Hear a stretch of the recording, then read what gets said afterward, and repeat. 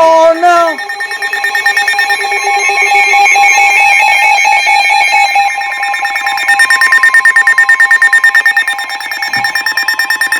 The National Weather Shut. Service in Pittsburgh has issued a severe thunderstorm Pittsburgh? warning for northwestern Guernsey County, What? southeastern Coshocton County, northeastern Muskingum County, southwestern Tuscaloosa County, until 9:30 p.m.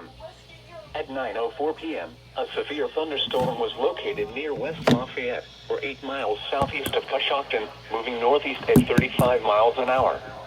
Hazard, wind gusts to 60 miles an hour and quarter-size hail. Source, radar. Impact, minor hail damage to vehicles is possible.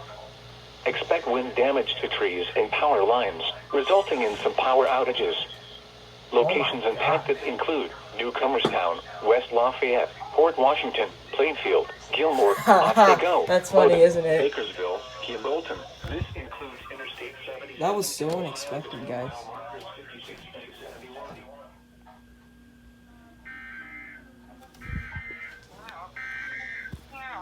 Now for Oh. official National Weather Service Yo.